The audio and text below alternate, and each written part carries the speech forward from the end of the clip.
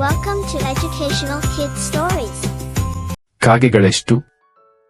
ಅಕ್ಬರ ಬಾದಶಾನು ತನ್ನ ಆಸ್ಥಾನದ ಮಂತ್ರಿಗಳಿಗೆ ಆಗಾಗ ಅನೇಕ ಪ್ರಶ್ನೆಗಳನ್ನು ಕೇಳಿ ಅವರ ಬುದ್ಧಿವಂತಿಕೆಯನ್ನು ಪರೀಕ್ಷಿಸುತ್ತಿದ್ದನು. ಅವುಗಳಲ್ಲಿ ಕೆಲವು ತಮಾಷೆಯ ಪ್ರಶ್ನೆಗಳಿರುತ್ತಿದ್ದವು. ಕೆಲವು ಪ್ರಶ್ನೆಗಳಿಗೆ ಉತ್ತರ ಹೇಳಲು ಮಂತ್ರಿಗಳು ಸಹ ತಡವರಿಸುತ್ತಿದ್ದರು. ಆ ಸಮಯದಲ್ಲಿ ಬಾದಶಾನ ಆಸ್ಥಾನದ ಜಾಣ ಮಂತ್ರಿ ಬೀರಬಲ್ಲನು ಅಕ್ಬರ ಬಾದಶಾನ ಪ್ರಶ್ನೆಗೆ ಸೂಕ್ತ ಉತ್ತರ ಹೇಳಿ ಸಮಾಧಾನಪಡಿಸುತ್ತಿದ್ದನು.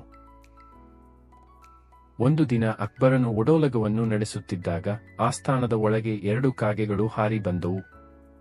ಬಾದಶಾನು ಕಾವಲುಗಾರರಿಗೆ ಆ ಕಾಗೆಗಳನ್ನು ಓಡಿಸಲು ಹೇಳಿದನು. ಅಷ್ಟರಲ್ಲಿ ಅಕ್ಬರನಿಗೆ ಒಂದು ಸಂದೇಹ ಬಂದಿತು. ನಮ್ಮ ದೆಹಲಿಯಲ್ಲಿ ಈಗ ಎಷ್ಟು ಕಾಗೆಗಳಿರಬಹುದು? ಈ ಸಮಸ್ಯೆಯನ್ನು ಸಭೆಯ ಮುಂದಿರಿಸಿದನು. ಅದನ್ನು ಕೇಳಿ ಸಭೆಯಲ್ಲಿದ್ದ ಮಂತ್ರಿಗಳಿಗೆ, ಜನರಿಗೆ ತಲೆ ತಿರುಗಿದಂತಾಯಿತು.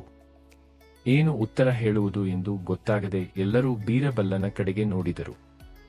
ಬೀರಬಲ್ಲನು ತಾನು ಕುಳಿತಲ್ಲೇ ಏನೋ ಲೆಕ್ಕಾಚಾರ ಮಾಡುತ್ತಿದ್ದನು.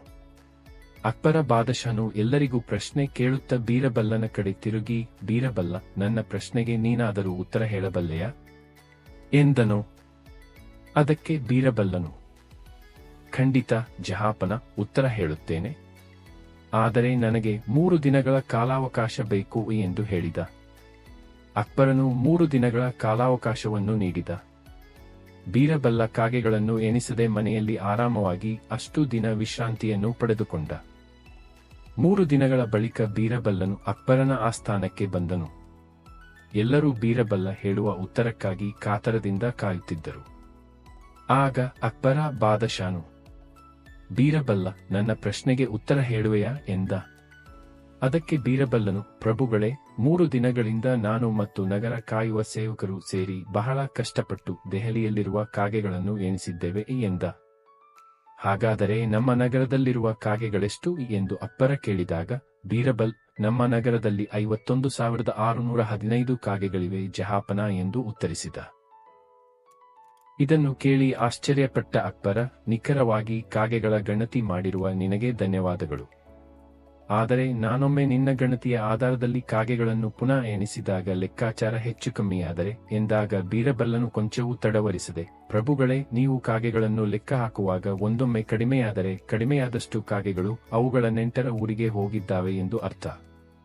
ಒಂದೊಮ್ಮೆ ನೀವು ಕಾಗೆಗಳನ್ನು ಲೆಕ್ಕ ಹಾಕುವಾಗ ಹೆಚ್ಚಾದರೆ ಪರಸ್ಥಳದಲ್ಲಿರುವ ಕಾಗೆಗಳು ಅವುಗಳ ನೆಂಟರ ಮನೆಗೆ ಬಂದಿದ್ದಾವೆ ಎಂದರ್ಥ ಎಂದು ಹೇಳಿ ಸುಮ್ಮನಾದನು.